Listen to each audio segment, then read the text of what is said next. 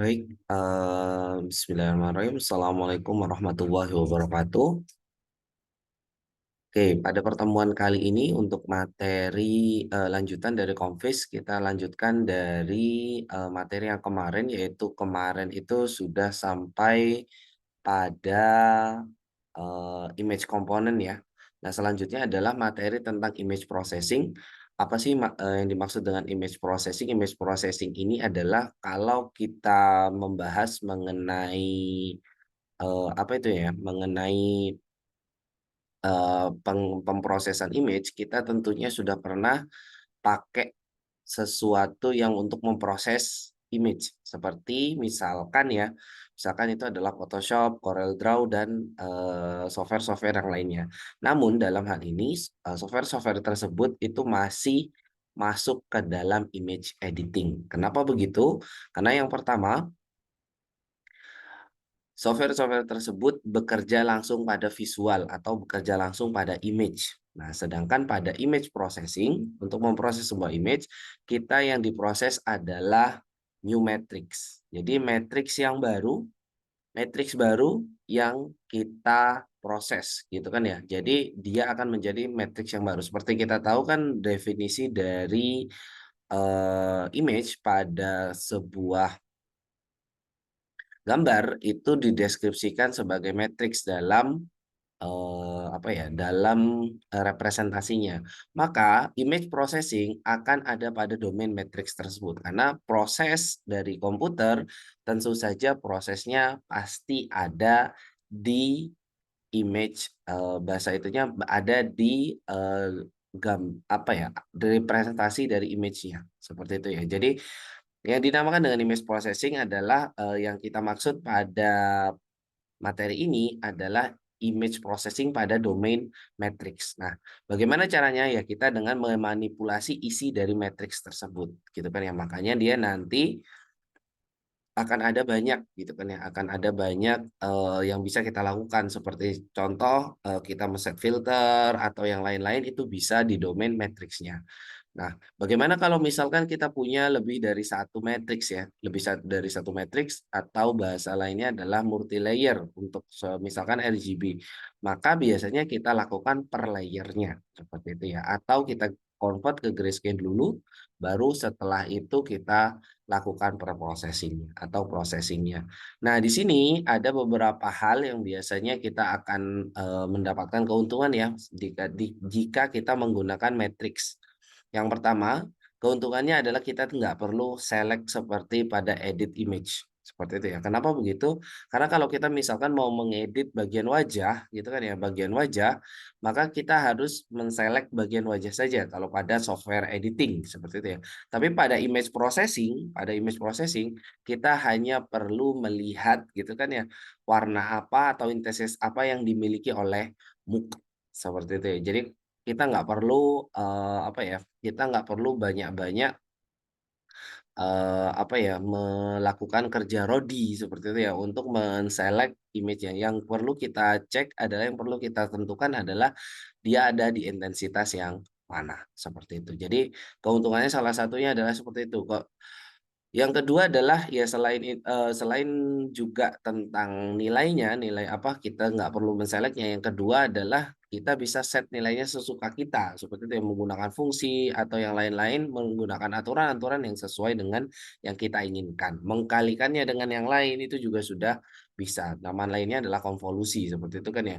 Nah, itu bisa, tapi kalau pada software editing, pada image atau editing image itu nggak bisa, seperti itu. Tapi kita bisa melihat langsung secara visualnya. Tentu saja ada kerugiannya untuk image processing ini. Yang pertama, jika dibandingkan dengan image editing ya. Jika image processing, ya kita harus bekerja lebih smart ya. Bagaimana lebih smart? Maksudnya kita akan menentukan parameter-parameter yang mungkin secara visual tidak terlihat, seperti itu. Jadi makanya kita butuh uji coba untuk melihat apakah hasil dari pre-processing kita atau processing kita, image processing kita sudah benar atau tidak. Seperti itu ya. Namun pada software editing, karena hasilnya sudah tampak, maka kita nggak perlu ngecek parameter-parameternya. Kenapa? Matanya sudah melihat bahwa ini sudah bagus. Seperti itu ya. Jadi itu perbedaannya antara image processing dengan image editing. Kalau image processing, ya kita bekerja pada domain matriksnya. Jadi dia akan membentuk matriks baru sesuai dengan apa yang kita lakukan. Bisa scaling, rotating, cropping, dan lain-lain. Dan tentu saja kerugian yang lainnya adalah untuk beberapa kasus itu jadinya susah. Seperti contoh adalah scaling sama rotating gitu kan ya. Kalau di rotasi 5 derajat kan susah ya. Tapi kalau misalkan kita pakai software editing, pakai image editing, kita bisa langsung klik terus setelah itu puter gitu kan ya, puter ke kiri, puter ke kanan, itu sudah bisa langsung rotasi sendiri, seperti itu ya. Sementara kalau scaling ya juga sama gitu kan ya, kita tinggal tinggal, geret ke bawah gitu kan ya, drop and drag itu juga sudah bisa. Namun pada image processing, scaling, rotating, cropping, dan lainnya itu dilakukan dalam matriks ya. Nah, maka kita harus mendefinisikan sebuah fungsi yang pada nantinya akan bisa men-scaling, rotating, atau cropping, seperti itu ya. Nah, selanjutnya adalah akan saya tunjukkan beberapa proses gitu kan ya. Yang pertama adalah negatif ya, seperti ini ya. Nah, ini yang mungkin akan susah kita lakukan menggunakan image editing, seperti itu ya. Kan ini kan susah ya. Kenapa? Pertama select dulu gitu kan ya. Select di bagian sini, terus setelah itu gimana caranya ya kalau supaya jadi negatif dan seterusnya seperti itu ya. Kalau sekarang kan fiturnya udah lengkap ya di Photoshop ya, tinggal kita tulis, tinggal kita pakai fitur convert to negatif dia jadi negatif seperti itu karena sudah dibantu oleh database seperti itu ya. Sudah dibantu oleh, set of rules gitu kan ya atau set of algoritma gitu kan ya atau set of prosedur lah bahasa itunya. Jadi kita langsung pakai itu aja langsung dapat tuh untuk, gambar yang sebelah kanan gitu kan ya. Nah, cuman kalau misalkan nih, misalkan ternyata kita harus apa, me menegatifkan bagian-bagian tertentu saja, sebagai contoh yang bagian ini gitu kan ya, bagian ini saja, ini pada kanker, payudara gitu kan ya, pada bagian ini saja misalkan, maka kita harus select gitu kan ya. Namun pada image processing lebih mudah gitu kan ya, kenapa? Ya inverse saja, nilai apa itu namanya, nilai, yang misalkan ini hitam kan nol ya, maka inverse nilai yang nggak nol gitu kan ya. Dari misalkan yang pertama itu adalah, kan kita tahu, biasanya 0 sampai 255 ya, 0 sampai 255 maka ya kita bisa pakai, misalkan 1 maka dia inverse-nya adalah 254 seperti itu ya. Kalau 2 inverse-nya adalah 253 seperti itu. Jadi kita tinggal, yang seperti itu dan kita nggak perlu select nih yang hitam, karena yang hitam itu nol gitu kan ya, yang hitam itu nol maka kita exclude aja gitu loh. If sama dengan nol maka nggak perlu dimasukin, seperti itu, nggak perlu di-inverse. Jadi dia tetap hitam, sementara yang ini akan menjadi seperti yang putih seperti ini. Jikalau kita hanya bisa, mau di daerah tertentu saja atau mau warna tertentu saja yang kita butuhkan untuk di-inverse, seperti itu. Jadi select jadi lebih mudah, caranya filternya jadi lebih mudah, cuman kalau kita mau melakukan hal-hal yang spesifik, hal-hal yang misalkan bahasa lainnya itu adalah, sketching, terus mengganti warna dan lain-lain, kita harus mendefinisikannya sendiri, seperti itu ya, definisi sendiri. Kalau, negatif kan gampang ya, kita tinggal bolak-balik saja gitu kan ya, yang nol jadi 255 jadi nol gitu kan ya.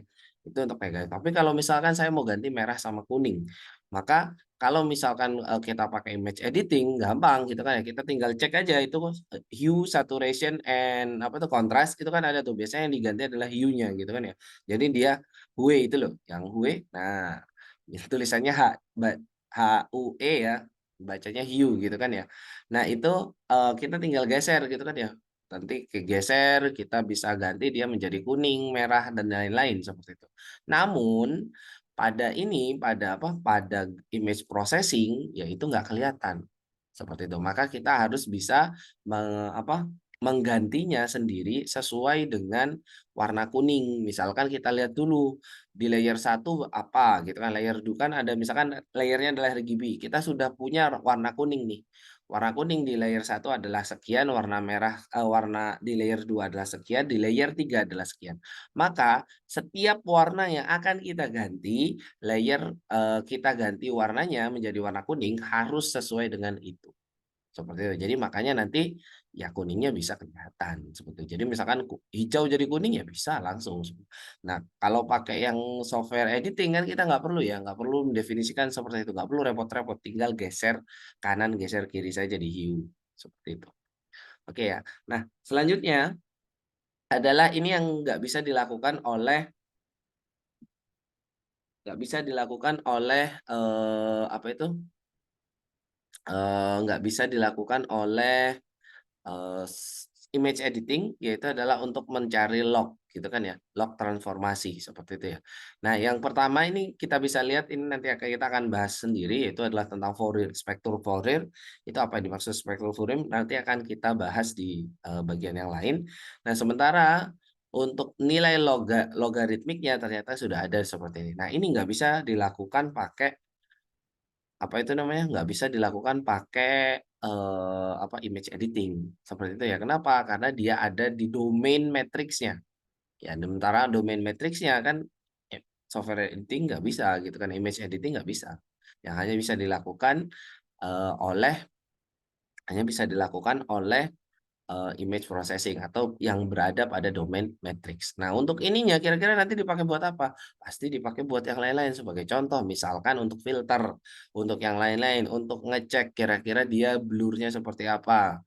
Seperti itu ya. Jadi nggak sembarangan ngeblur gitu kan ya, atau nggak sembarangan mengenhance seperti itu. Jadi atau pakai transformasi yang lain, akan digunakan menjadi yang lain gitu loh. Dan mana domain frekuensinya akan dipakai untuk misalkan mengcoding atau, menyusupkan sebuah, kode rahasia ya bisa-bisa saja. Oke. Nah, selanjutnya ini adalah, cara gitu kan ya, untuk cara, image enhancement ya. Jadi ini nggak bisa dilakukan oleh software editing atau image editing. Kenapa begitu? Yang pertama adalah kalau misalnya gambar aslinya adalah yang seperti ini untuk mengedit, untuk memblurkan, apa ya, untuk memberikan warna dan lain-lain, kita harus melihat aslinya seperti apa kan ya? Kenapa? Karena misalkan yang ini nih, ini warnanya apa, lah kita kan nggak tahu ya warna aslinya seperti apa. Tapi pada enhancement itu bisa, seperti itu ya. Pada processing dengan, namanya yang processing enhancement, proses enhance, itu bisa, seperti itu ya. Nah, di sini ada namanya kita membuat equation gitu kan ya, dia seberapanya butuh ditinggikan, seberapanya butuh diturunkan, atau kalau misalkan di antara nilai-nilai tertentu dia tetap saja, seperti itu ya. Nah, ini kita lihat, jadi yang paling bagus kalau menurut visual kita adalah yang paling ini, gitu kan ya, jernih tanpa awan, seperti itu ya. Sementara yang ini masih ada kabut atau awan, seperti itu. Jadi, ya dari, image-image yang seperti ini, dari gambar-gambar yang seperti ini kita bisa paham bahwa image processing itu jauh lebih penting dibanding image editing, meskipun lebih mudah image editing, gitu kan ya. Jadi makanya nggak pernah tuh kan ada, riset ya kita pakai edit image aja gitu kan. Nggak pernah, kenapa? Karena dia terlalu fokus pada penampilan saja. Jadi dia nggak bisa melihat, sesuai dengan datanya sendiri. Jadi dia kalau penampilannya bagus ya bisa diperbagus, penampilan warna A bisa diganti warna B dan seterusnya tanpa, kita bisa melihat datanya itu aslinya seperti apa. Sementara kalau pada image processing, karena namanya diproses, maka ya datanya yang diproses atau bahasa lainnya adalah matriksnya, seperti itu. Nah, selanjutnya ini adalah, seperti ini, kita bisa lihat ini adalah contrast sketching ya. Ini contrast sketching ini yang tadi saya bilang ada bentuk fungsinya, gitu kan ya. Bagaimana caranya merubah warna yang sebelah sini, gitu kan ya. Gambar yang sebelah sini ini adalah, yang B, ini gambar B, ini adalah a low contrast image. Jadi dia punya, image yang punya kontras rendah seperti ini gitu kan ya. Kontrasnya rendah nih, kita mau perbagus yang seperti ini gitu kan ya.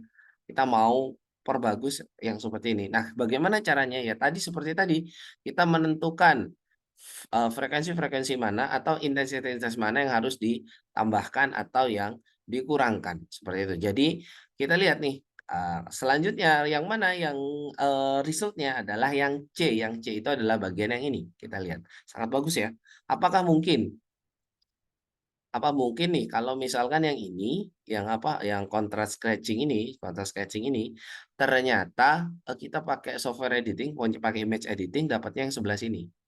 Susah ya, kenapa? Satu persatu gitu loh, ini warnanya ganti lagi, di-burn dulu gitu kan, ada untuk nge-burn gitu ya, dan lain-lain seperti itu susah banget gitu kan ya, kenapa? Kerjanya manual. Tapi kalau kita kerja smart, ya dapatnya yang sebelah sini, yang C gitu. Jadi dia tinggal menggunakan sebuah fungsi yang nanti kita tentukan sendiri. Gitu kan ya, kita buat sendiri fungsinya. Terus selanjutnya, apa kalau misalkan kita mau thresholding gitu kan ya untuk ngecek mana yang objek, mana yang bahasa lainnya adalah background, itu dengan melakukan thresholding. Misalkan saya bilang yang di sini kalau dan yang ini adalah putih yang objek ya, sementara yang hitam adalah background. Maka di sini kita bisa lihat bahwa yang putih ini adalah sel darah, gitu kan ya, sel darah merah terutama kalau yang di sini, gitu kan ya. Jadi kita bisa tahu nih, oh ya udah berarti object of interest kita atau objek apa itu namanya? Objek acuan kita, objek yang ingin kita proses adalah yang berwarna putih. Sementara kalau image editing ya nggak bisa seperti itu ya. Jadi komputer nggak bisa langsung mengerjakannya, kita yang harus mengerjakan untuk menjadi seperti ini gitu kan ya. Tapi kalau komputer kan bisa seperti ini, menggunakan image processing, seperti itu ya. Oke, selanjutnya adalah tentang equalization histogram. Nah ini kita lihat adalah, bagaimana caranya kita apa, mengekualisasi dari histogramnya, di mana kalau yang seperti ini kemarin itu adalah yang lebih gelap ya. Kita lihat, histogramnya ada sebelah kiri. Kalau misalkan yang sebelah sini histogramnya adalah di sebelah kanan gitu kan ya, bright. Kalau misalkan yang ini adalah yang low contrast itu artinya dia ada pada tengah-tengah saja gitu kan ya. Jadi nggak ada perbedaan yang signifikan antara kiri sama kanan.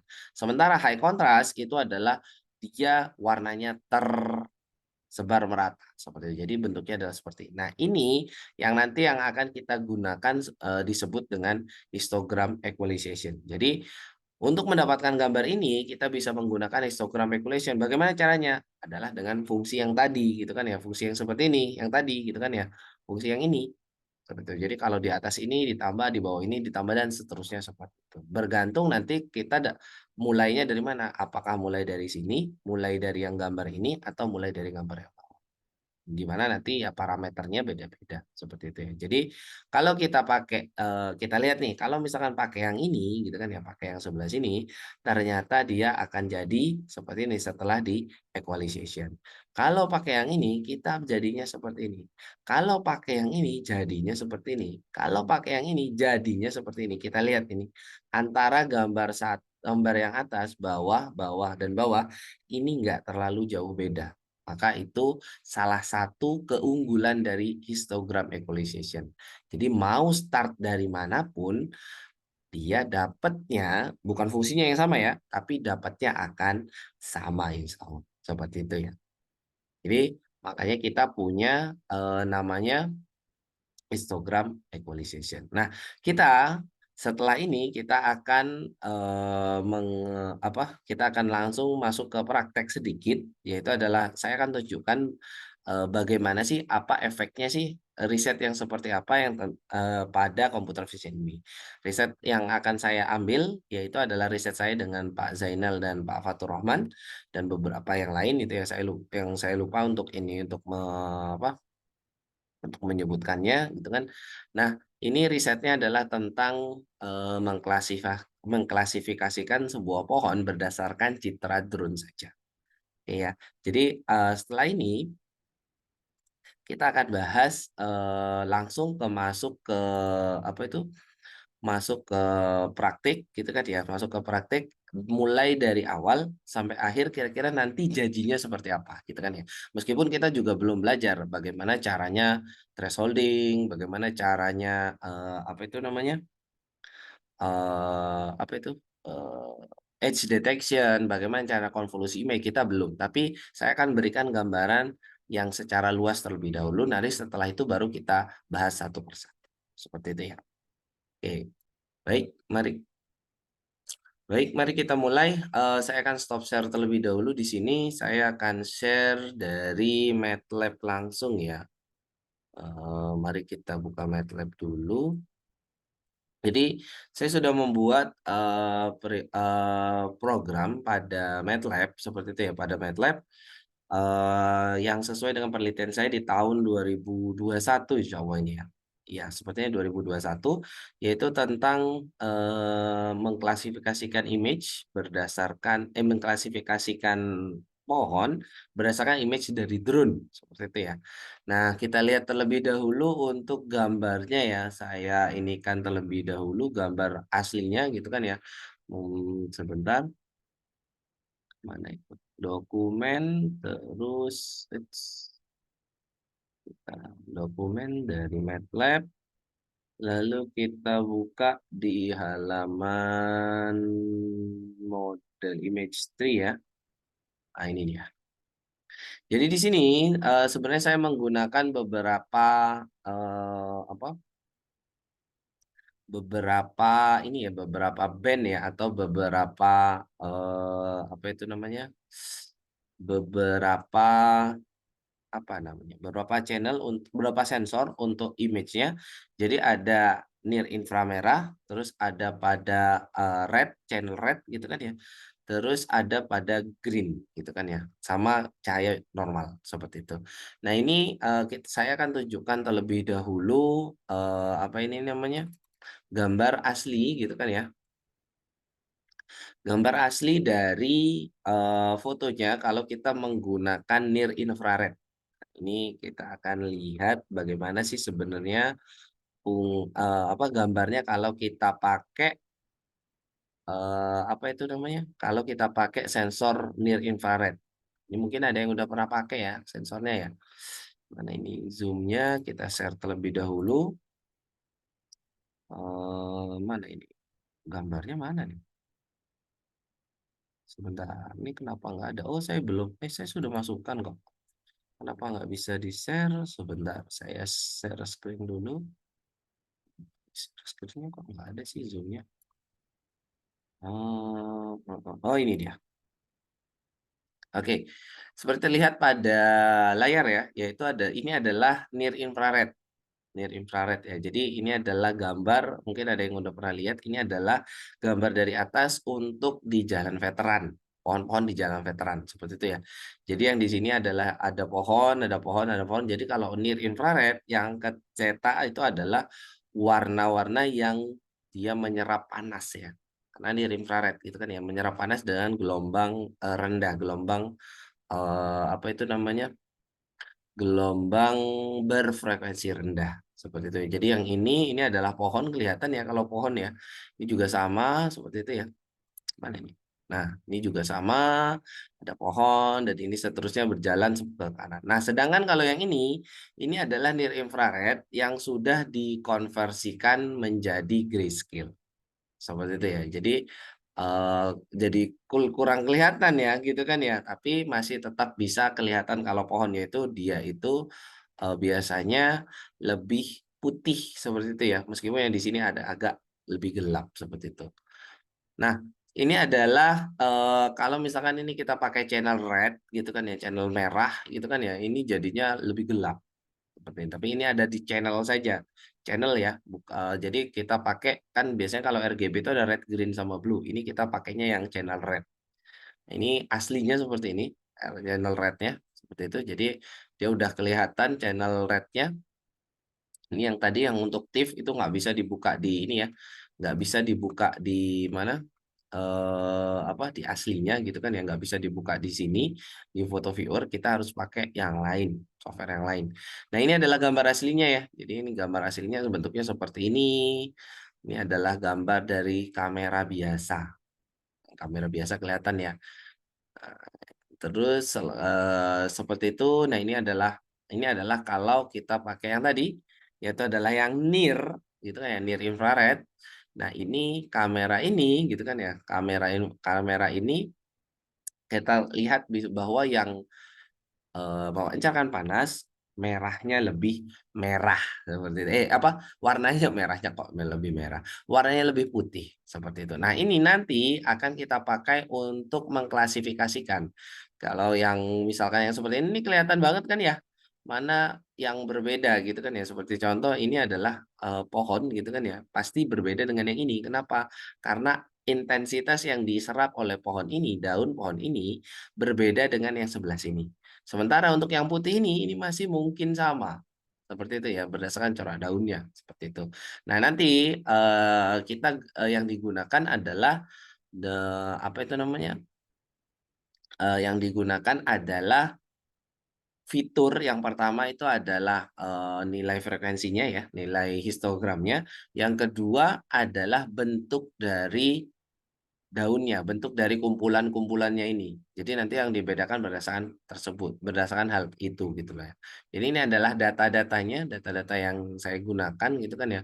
Secara kasat mata mungkin kita bisa bedain, tapi secara nggak kasat mata gitu kan, secara komputer akan lumayan susah. Karena kemarin itu kalau nggak salah akurasinya hanya sampai 65% saja. Nah, tapi kita pakai kan, fitur yang sederhana saja. Jadi karena fitur sederhana maka ya akurasinya memang segitu mungkin, sudah nilai cukup ya. Jadi yang ini kan ya kelihatan jelas ya kalau dia itu beda sama ini. Ya kan ya. Kenapa begitu? Ya yang ini jauh lebih banyak menyerap cahaya atau menyerap panas. Jadi makanya dia jauh lebih putih, seperti itu. Jadi kalau yang ini adalah kalau yang tadi red, channel rednya itu, yang RE itu, nah itu, kalau kita grayscale jadinya seperti ini. Kenapa di grayscale? Karena yang pertama adalah kalau kita nggak menggunakan grayscale, prosesnya akan lama. Seperti itu ya, karena kita pakainya, adalah, drone-nya diharapkan bisa membawa Arduino, dan Arduino itu ya processing, compatibility-nya atau kemampuan processing-nya juga terbatas, maka kita pakai yang, ringan-ringan saja, seperti itu. Jadi ini yang seperti itu gitu loh, makanya kita pakai yang grayscale saja.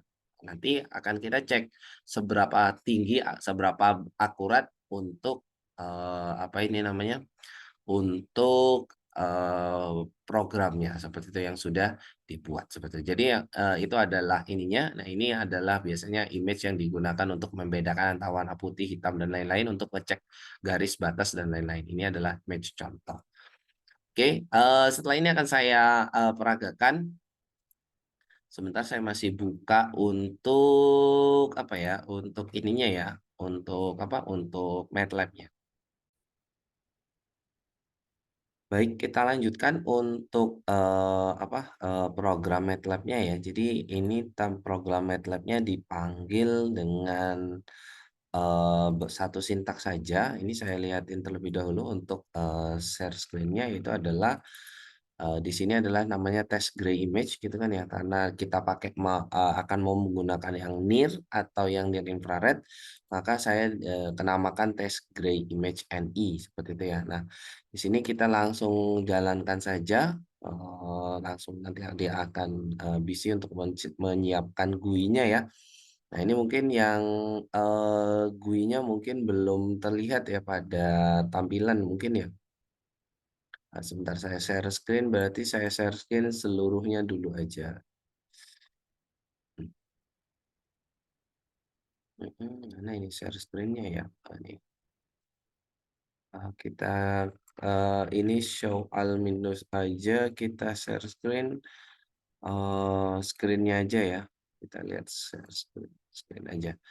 Nah ini ya, ini adalah, gray image yang awalnya gitu kan ya, kalau kita lihat yang sebelah kiri ini adalah monochrome image alias, apa yang sudah jadi grayscale, terus ada binary image, terus ada mask. Nah ini kita lihat di bawah ini adalah plot histogramnya ya, kita lihat ya. Nah ternyata kita lihat, ini lumayan jelek ya, kenapa lumayan jelek? Karena, dia ada di pada sebelah kiri. Nah, kira-kira ini binaris untuk apa? Untuk membedakan antara objek dengan background. Maka kita, agar untuk mempermudah presentasi, kita buatkan itu ada threshold sama max threshold. Jadi ini adalah minimal threshold, ini adalah maksimal threshold. Kita bisa geser-geser, kita lihat nanti dia pasti akan berubah, bentuk gambarnya, seperti itu ya. Jadi, kalau kita merasa sudah cukup, maka ya di situ yang akan kita ambil, seperti itu ya. Jadi mari kita lihat, supaya gambarnya sangat jelas ya. Mari kita kurangkan lagi, kita kurangkan, ini yang terlalu jelek ya. Misalkan seperti ini ya teman-teman ya. Jadi kalau sudah seperti ini udah kelihatan yang putih ini adalah object of interest kita, sementara yang hitam itu adalah background-nya. Mari kita coba, agak ke sebelah sini kan, nah ini jadi nggak kelihatan sama sekali ya, gitu kan ya. Nggak kelihatan sama sekali, gitu kan ya. Nggak kelihatan, yang baiknya untuk, ini objeknya, seperti itu. Jadi kita biasanya pakainya yang ini aja gitu kan ya. Kita pakai yang seperti ini adalah objek yang kita mau, seperti itu ya. Ini untuk mempermudah gitu kan ya, untuk mempermudah visualisasi saja. Jadi kita pakai, threshold-nya adalah 22,97 gitu kan ya. Jadi di atas di bawah itu kita potong. Jadi yang sebelah sini ini, dari batas merah ini, ke sebelah sini nih kita potong, jadi akhirnya dia dinolkan, yang sebelah kanan dari ini juga dinolkan, seperti itu ya. Jadi makanya tersisa gambar yang putih yang seperti ini, seperti itu. Nah selanjutnya, ini adalah mask image-nya ini adalah, apa, aslinya gitu kan ya dari yang ini ya. Dari yang ini, dari monokrom ini, kan ini kalau binarize ini hitam 0 sampai 1 aja, kalau yang ini aslinya jadinya seperti ini, gitu kan ya. Mari kita lihat, ya ini mungkin kita anggap sebagai bagus lah ya, kita anggap sebagai bagus, maka kita, selanjutnya adalah di-okein aja, seperti itu ya. Nah, sebelum kita okein, sebelum kita lihat hasil akhirnya, ini sudah kelihatan ya bentuk, apa, bentuk pohonnya, tujuannya adalah untuk objek saja.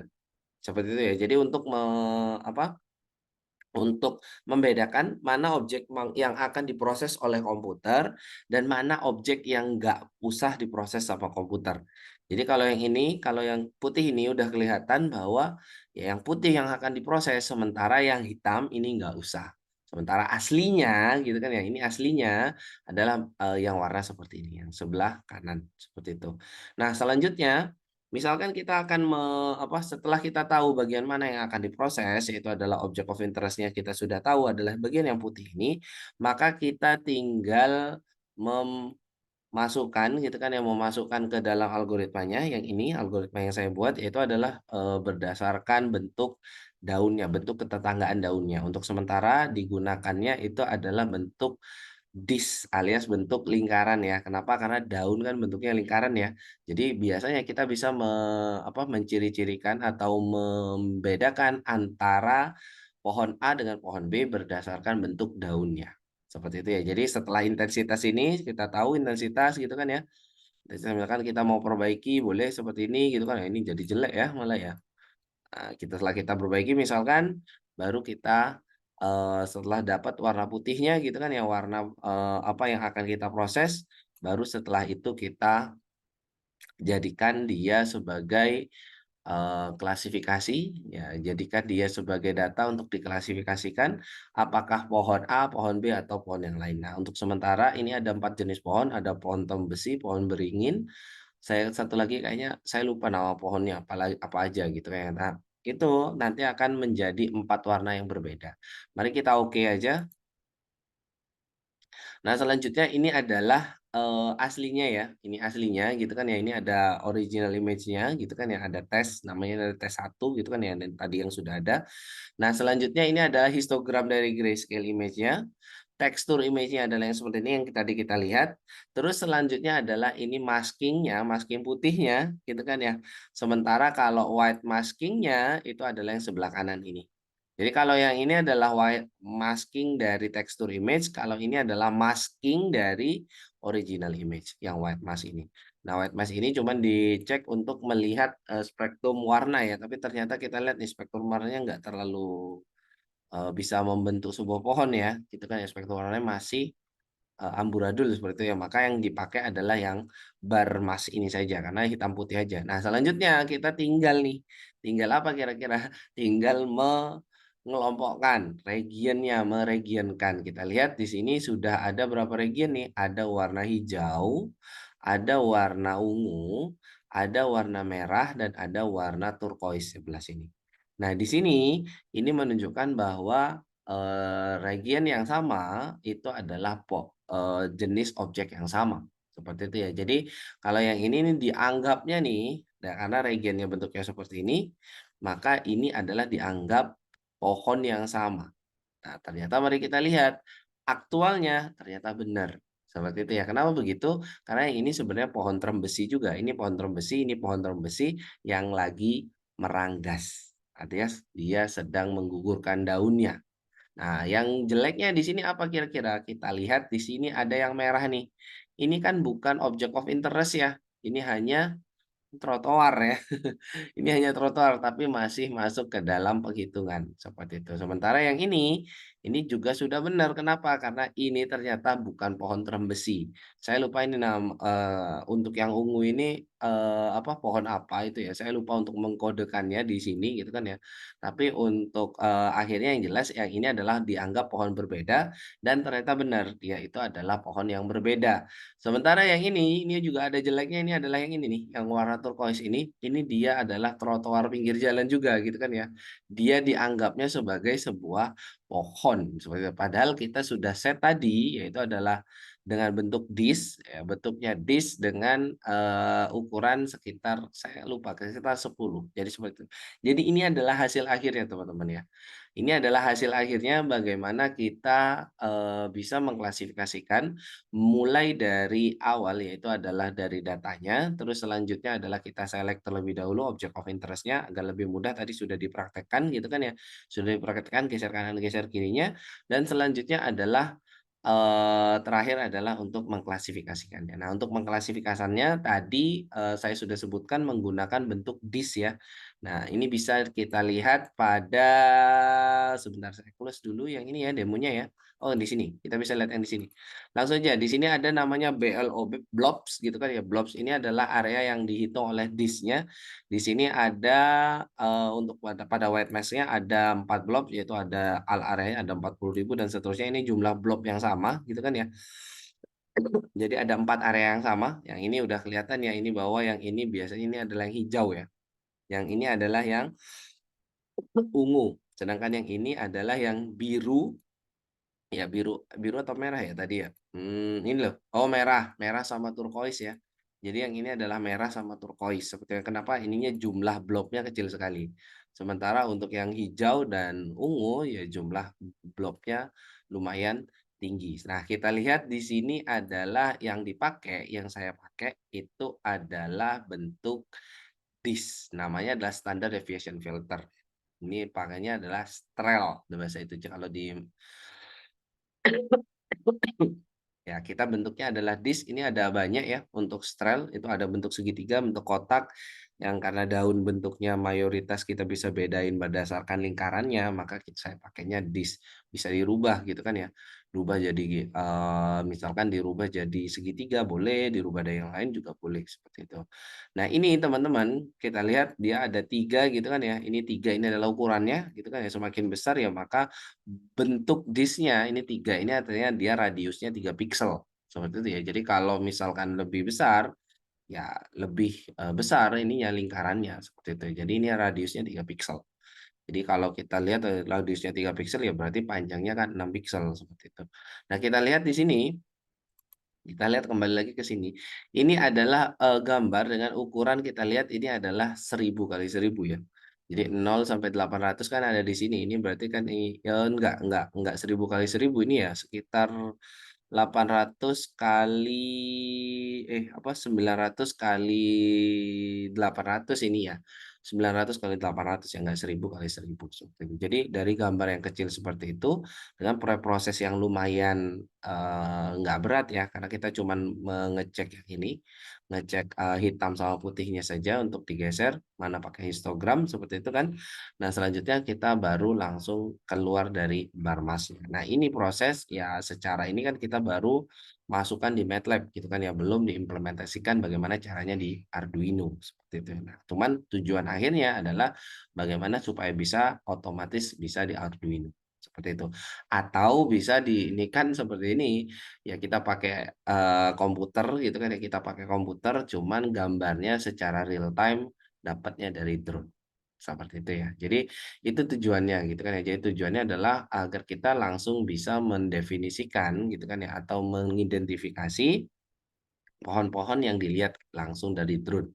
Seperti itu, tanpa harus ngecek sama ahlinya, seperti itu ya. Jadi maksudnya ahlinya yang kan kita nggak tahu ya ini apa gitu kan ya. Tapi kita, dengan bantuan komputer ini kita bisa, apa ya namanya, menentukan gitu kan, menentukan pohon ini adalah pohon apa, gitu. Jadi itu adalah, gambaran proyeknya. Jadi kita, insya Allah proyeknya akan bentuknya seperti ini. Jadi, sampai akhir kita mungkin akan mengklasifikasikan atau mengidentifikasi atau yang lain-lain, seperti itu ya, yang mirip-mirip dengan itu saja. Meng-clustering juga masih boleh. Yang penting adalah clustering image, karena ini adalah berhubungan dengan computer vision, seperti itu ya. Jadi kita nggak akan, berhenti di image processing saja. Image processing kan sampai sini aja nih ya. Yang putih ini kan ya, image processing sudah selesai gitu kan ya, white masking juga sama image processing gitu kan ya. Tapi untuk mengetahui gitu kan ya, untuk mengetahui, apa sih, ini objek apa, ini, bagian apa, atau yang lain-lain, ini klasifikasi masuk ke kelas apa, maka kita butuh yang computer vision itu yaitu untuk mengidentifikasi, gitu. Jadi computer vision sampai ke identifikasi, pengelompokan boleh, klasifikasi juga boleh, atau yang lain yang mirip dengan itu, seperti itu ya. Jadi itu tujuan dari perkuliahan ini, dan insya Allah kita akan menggunakan, apa, proyek-proyek yang sudah ada gitu kan ya, atau paper-paper yang sudah ada, data-data yang juga sudah ada, dan algoritma-algoritma yang sudah ada. Cuman tinggal direkrut saja, seperti itu, dan dilaporkan apakah sudah berhasil atau tidak.